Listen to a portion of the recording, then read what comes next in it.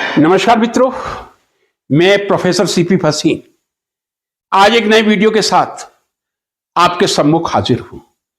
आज का ये मेरा वीडियो विद्यार्थी वर्ग और विशेषतः है उन नौजवानों को समर्पित है जो किसी ना किसी जॉब के लिए इंटरव्यू या साक्षात्कार का सामना करते हैं।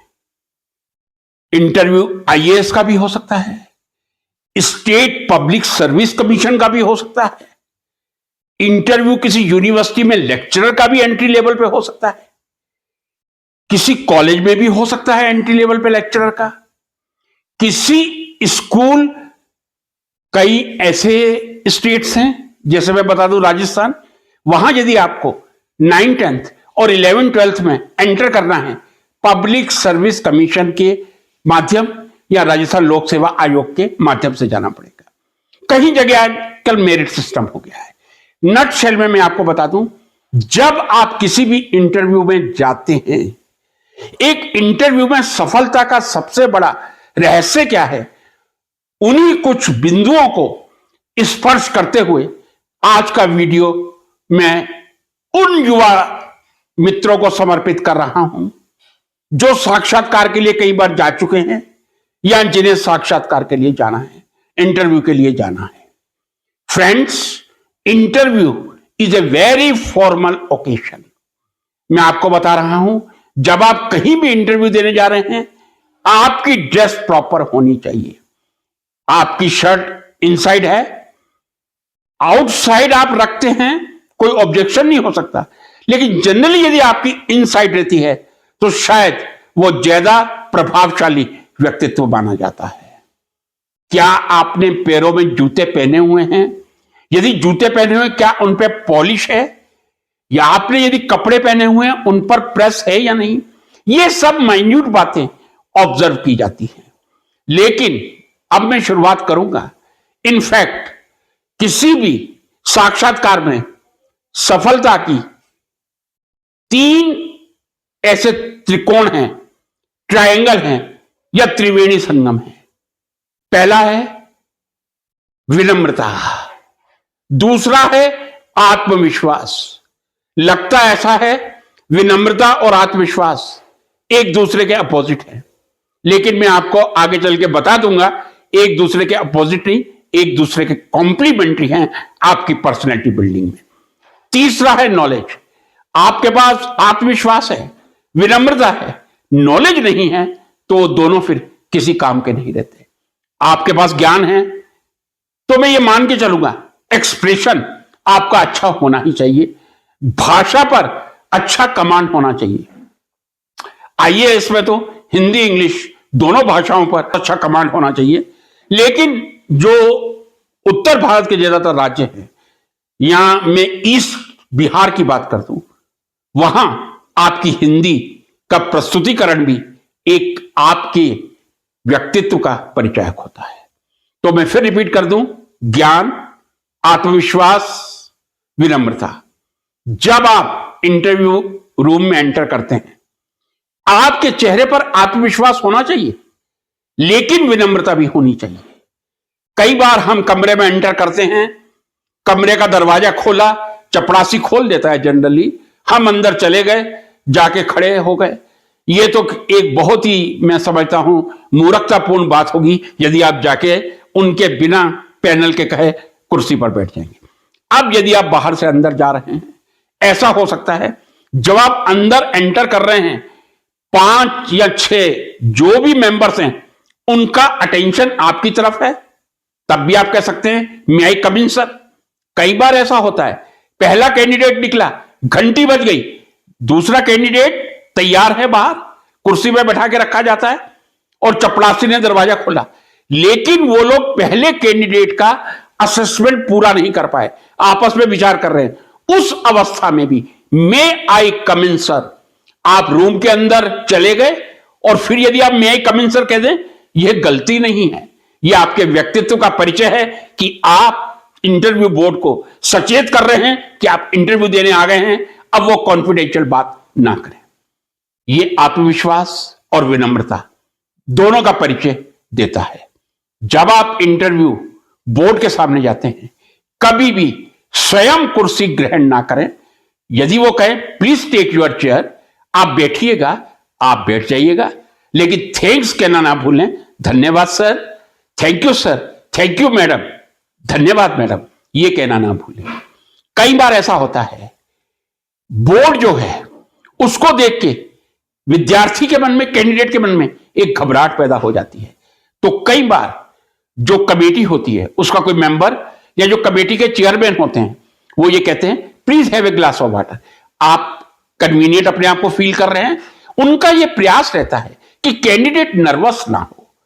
मेंबर जो बोर्ड का है, हर मेंबर का यह प्रयास रहता है, चेयरमैन का यह प्रयास रहता है कि आप नर्वस ना हो। यदि आपको वास्तव में ऐसा एहसास हो रहा है कि आपको पानी की आवश्यकता है, बिना संकोच के आप पानी पीजिए और धीरे से उस गिलास को वैसे ही रख दीजिए, कवर कर दीजिए और थैंक यू जरूर बोल दीजिए। और यदि आपको नहीं पीना, आप कह सकते हैं sir thank you very much, I don't need at present. Friends, अब जरा इंटरव्यू की बातों पर आते हैं। चेयरमैन जो होता है, जो होते हैं, ये कहना चाहिए सिंगल मेंबर ही चेयरमैन होंगे किसी भी बोर्ड के। वो सबसे पहले प्रश्न करते हैं, मिस्टर एक्स, आपने 10th इस ईयर में पास किया था, यू स्कोर so much %, पूरा आपका कैरियर पढ़ते जाते हैं। पीएचडी आपने इस सन में किया था, what was the title of your PhD thesis. उस समय आपको अपना टाइटल बताना है और ज्यादा आगे बखान नहीं करना। What is the number of your publications? You have mentioned here 5. Do you have any additional publication? Then you can say, sir, after submission of the application form, I have submitted 2 more papers, or they are in the press, or they have been accepted. Sometimes they take a long procedure, और by 2 papers तुरंत आप विनम्रता से उनके सामने रखते हैं।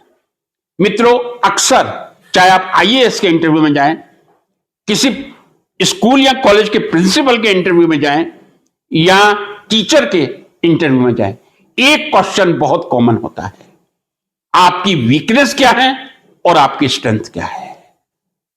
जब हम स्ट्रेंथ की बात करते हैं, जनरली ये कहा जाता है आप अपनी स्ट्रेंथ बताइए, आप वीकनेस बताइए।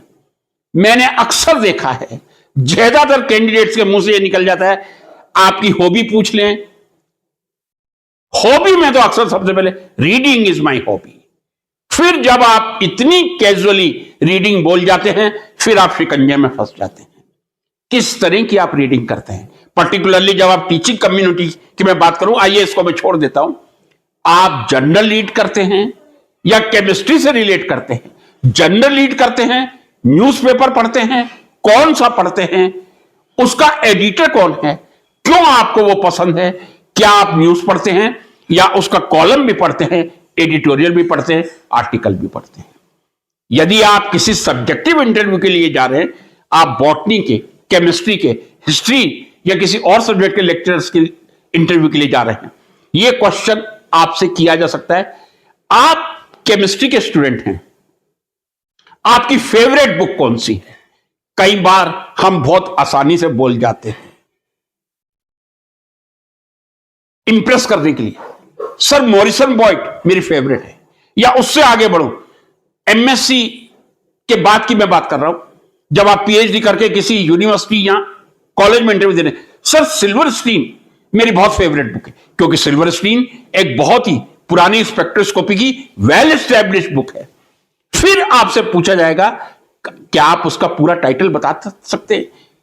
तब आपको कहना पड़ेगा yes sir, spectrometric identification of organic compounds, ये उसका टाइटल है। बुक का टाइटल संभव हो पब्लिशर, ऑथर तो याद होनी चाहिए। सिल्वरस्टीन वेबस्टर है, या प्राचीन समय में आज से 30-40 साल पहले सिल्वरस्टीन, बैचलर और मोरिल हुआ करते थे। अब आता हूं मैं आपकी स्ट्रेंथ की। आप अपनी स्ट्रेंथ क्या बता सकते हैं? आजकल एक फैशन चल पड़ा है, सर पब्लिक स्पीकिंग। कभी भूल से यह मत कह दीजिए कि रील बनाना। यदि आप यूट्यूबर हैं और यूट्यूब बना रहे हैं, तो आप छाती चौड़ी करके विनम्रता से, मीन छाती चौड़ी कॉन्फिडेंस से कह सकते हैं yes sir I am a YouTuber, मैं यूट्यूब प्रिपेयर करता हूं। तब आपको बिल्कुल तैयार होना चाहिए हाथ दो हाथ करने के लिए, आप किस विषय पर यूट्यूब बना रहे हैं और परिसंवाद हो जाए। और यदि आपसे बुक का पूछा गया है, मैंने आपसे कहा कि यदि पूछा जाए और आप बुक का सही टाइटल नहीं बता सकते, यह सबसे बड़ा नेगेटिव पॉइंट आता है। Spectrometric identification of organic compounds by Silverstein, ये मेरी फेवरेट बुक है। अब पूछा जाएगा इसमें से सबसे अच्छा टॉपिक आपको कौन सा लगता है और क्यों आपकी फेवरेट है। कई ऐसी बुक्स हैं जो दूसरी हैं, तब आपको जस्टिफाई करना पड़ेगा carbon 13, proton NMR, mass spectrometry या आईआर, कौन सा आपका फेवरेट टॉपिक है। यदि आपसे स्ट्रेंथ के बारे में पूछा जाता है, हर व्यक्ति की कुछ कमजोरियां होती हैं और हर व्यक्ति की कुछ स्ट्रेंथ या मजबूत पॉइंट होते हैं। कई बार हम स्ट्रेंथ में ये बोल जाते हैं सर पब्लिक स्पीकिंग, ये भी आजकल बहुत फैशन चल रहा है। पब्लिक स्पीकिंग आपने कह दिया, पब्लिक स्पीकिंग अभी मैं विषय के इंटरव्यू की बात कर रहा हूं या कॉलेज और स्कूल के प्रिंसिपल की बात कर रहा हूं। क्या आपको खड़ा कर दिया जाए और आपको कॉन्स्टिट्यूशन में बोलने के लिए कह दिया जाए, क्या आप बोल पाएंगे? पब्लिक स्पीकिंग का मतलब है यदि पब्लिक सामने है और आपको कोई विषय दिया जाए तो आप उस पर बोल दें। यदि इंटरव्यू बोर्ड में, जो अक्सर पब्लिक सर्विस कमीशन में रखा जाता है, ग्रीन बोर्ड है, व्हाइट बोर्ड है, आपको उस पर पढ़ाने के लिए कहा जाता है, वो पढ़ाना अलग है, पब्लिक स्पीकिंग। कृपया करके यदि आप पब्लिक स्पीकिंग बोलें उसका जस्टिफिकेशन करें। यदि आप अपनी फेवरेट बुक बोलें आप उसका जस्टिफिकेशन करें, ज्यादा आर्ग्यू करने की कोशिश ना करें। अब ऐसी भी परिस्थिति आती है जब हम कॉलेज या यूनिवर्सिटी में इंटरव्यू देने जा रहे हैं, और जब हम यूनिवर्सिटी में स्पेशली जा रहे हैं, हम 5, 7, 10, 15 रिसर्च पेपर के साथ जा रहे हैं, तो स्वाभाविक रूप से आपके रिसर्च पेपर का स्टैंडर्ड देखा जाएगा। They are published in peer reviewed और just in routine journals. UGC की लिस्ट से काम नहीं चलता। यूजीसी ने जो लिस्ट दे रखी है वो आपके प्रमोशन के लिए आपकी हेल्पफुल हो सकती है। एंट्री लेवल पे यूनिवर्सिटी और कॉलेज के लिए बहुत अच्छी क्वालिटी के रिसर्च पब्लिकेशन होने चाहिए। यदि आपसे पूछा जाए ये जर्नल कहां से पब्लिश होता है, आपने सपोज पॉलीहेड्रॉन में पेपर पब्लिश किया है, पॉलीहेड्रॉन का पब्लिशर कौन है, ये जानकारी आपको होनी चाहिए। इंपैक्ट फैक्टर कितना है, आजकल इंपैक्ट फैक्टर चूंकि एक बहुत अहमियत रखता है, पॉलीहेड्रॉन का करेक्ट इंपैक्ट फैक्टर क्या है, कौन से ऐसे जर्नल हैं जिनका इंपैक्ट फैक्टर सबसे ज्यादा है। क्या आपको मालूम है कि केमिकल कम्युनिकेशन का इंपैक्ट फैक्टर कितना है? आपको मालूम है जैक्स, journal of American chemical society का इंपैक्ट फैक्टर कितना है? यहां मैं जो नाम लेने जा रहा हूं, केमिकल रिव्यूज, एंग्यो एंड केम, उसका इंपैक्ट फैक्टर क्या है, ये आपको मालूम होना चाहिए। फिर मैं एक बार आपकी स्ट्रेंथ पे आ रहा हूं। एक मैंने आपसे कहा मत कहिए, यदि पब्लिक स्पीकिंग कहें तो बहुत सोच समझ के कहिए। डिसिप्लिन लाइकिंग एक बहुत आदमी का स्ट्रॉन्ग पॉइंट हो सकता है। मैं अब बिल्कुल खोल के पारदर्शिता के साथ कह रहा हूं, मेरी जिंदगी का एक ही नियम रहा है, मुझे अनुशासन बहुत पसंद है। अनुशासन का मतलब यह नहीं कि यदि स्टूडेंट मेरे पास से निकले डर के निकल जाए। जब क्लास में मैं पढ़ा रहा हूं उस समय कोई दो विद्यार्थी आपस में बात नहीं कर सकते थे। ये मेरे पुराने यदि विद्यार्थी सुनने पूरी तरह से सहमत होंगे। यदि मैंने आपस में बात करते हुए देख लिया तो कई बार मेरा राक्षस स्वरूप भी सामने आ जाता था। लेकिन ये विद्यार्थियों को पूरी छूट देता था। पहले जब कोई प्रश्न आपके मस्तिष्क में आए, don't wait till the last of the lecture, अंत तक इंतजार मत कीजिए। जैसे ही आपके मस्तिष्क में प्रश्न, एक्सक्यूज मी करके खड़े हो जाइए या खड़े हो जाइए और अपना प्रश्न पूछ लीजिए। लेक्चर के बीच में हर विद्यार्थी को मेरे से इंटरेक्ट करने का पूरा अधिकार था और आपस में इंटरेक्ट करने का बिल्कुल अधिकार नहीं था। यदि आप आपस में इंटरेक्ट करेंगे आप टीचर के किसी मूल्यवान वाक्य से वंचित रह सकते हैं। मेरी जो सबसे बड़ी मैं कहूं स्ट्रेंथ थी, I was discipline liking. But what type of discipline? In the 60 minutes of my lecture, student must not talk to each other, but they are free to ask any question, not of MSc standard, even of 10th or 11th standard. So that was my strength also. कि मैं किसी भी student को कभी भी कोई भी प्रश्न पूछने की अनुमति देता था। वीकनेस क्या थी? मैं नकल नहीं करवा सकता था। 10 से 5 मैं अपने स्टडी रूम कह दूं, सिटिंग रूम कह दूं, चैम्बर जरा बड़ा शब्द हो जाता है, वो अच्छा नहीं लगता। वहां बैठता था, क्लासेस होती थी, क्लास लेने जाता था, प्रैक्टिकल क्लासेस में जाता था, लेबोरेटरी नीचे थी। 10 से 5 तक कोई भी विद्यार्थी कभी भी कोई प्रॉब्लम लेके आए, चाहे 1 घंटा सॉल्व करने में लगे, 1.5 घंटा लगे, वो मेरे लिए परमानंद का विषय होता था। लेकिन परीक्षा के समय नकल करना फिर मुझे राक्षस बनाने के बराबर ही था। यदि मैंने नकल करते हुए किसी स्लिप को पकड़ लिया तो भाग्य से कोई विद्यार्थी बचेगा, क्योंकि मैं राजस्थान के कल्चर में पढ़ा था, 10 साल बाद नौकरी की थी। फिर उसको कोई रोक नहीं सकता, वाइस चांसलर सर भी नहीं रोक सकते और हेड ऑफ डिपार्टमेंट भी नहीं रोक सकते।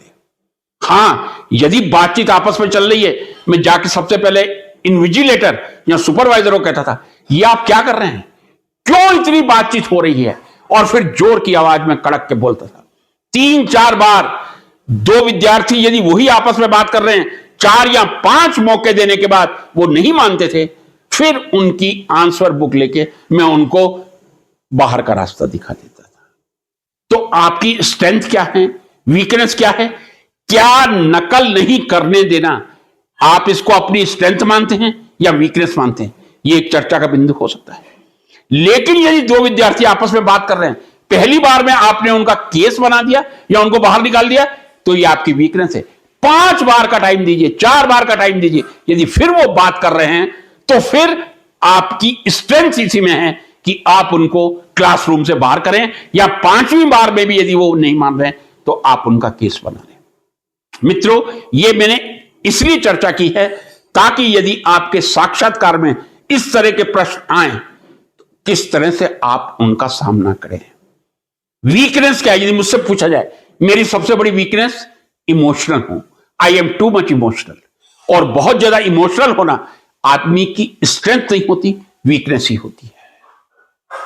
यदि कोई गरीब विद्यार्थी आके आपके पास खड़ा हो गया और आप उसकी मदद करते हैं किसी भी रूप से, आप जो करने की स्थिति में, वो आपकी स्ट्रेंथ होगी। लेकिन कई बार हम इतने इमोशनल हो जाते हैं कि वो हमारी वीकनेस बन जाती है। तो स्ट्रेंथ और वीकनेस का जस्टिफिकेशन आप किस तरह सिलेक्शन कमेटी में देते हैं, वो आपका निर्धारण करता है। फिर मैं कहूंगा, आपका आत्मविश्वास, विनम्रता, दोनों एक दूसरे के पूरक हैं। आप तर्क करें, विनम्रता से तर्क करें। यदि आपको मालूम है कि कार्बन 13 ही एनएमआर देगा, कार्बन 12 नहीं देगा, कई बार आपको फोर्स किया जाएगा कि नहीं, कार्बन 12 भी एनएमआर दे सकता है, नहीं दे सकता। आपको मालूम है कार्बन 13 ही देगा। विनम्रता से आप 4 बुक के नाम दे दीजिए, सिल्वर स्क्रीन दे दीजिए, इवन मॉरिसन बॉयड दे दीजिए, या विलियम फ्लेमिंग दे दीजिए, पीएस कल्सी दे दीजिए। नंबर ऑफ बुक्स आर, दानी is there, number of books are there. विनम्रता से, आत्मविश्वास से, और आप जिस विषय के लिए जा रहे हैं उसमें ज्ञान जितना प्राप्त कर सकते हैं, वैसे तो ज्ञान अनंत होता है, लेकिन जितना ज्ञान प्राप्त कर सकते हैं उस ज्ञान को लेकर आप किस तरह अपनी प्रस्तुति करते हैं, यही आपके साक्षात्कार की सफलता का रहस्य है। मैं आशा करता हूं, यदि किसी विद्यार्थी को कोई संदेह होगा, जरूर कमेंट बॉक्स में करें। यह इंटरेक्शन जो YouTube का आजकल बन गया है, इसने हमारे जीवन को, टीचर और विद्यार्थी के बीच में कम से कम इन मुद्दों पे दूरी बहुत कम कर दी है। खुल के क्वेश्चन कीजिए, खुल के मुझे उत्तर देने का मौका दीजिए। इन्हीं शब्दों के साथ मैं इस वीडियो को यहां समाप्त करूंगा। पसंद आए लाइक कर दीजिए, शेयर कर दीजिए। नमस्कार।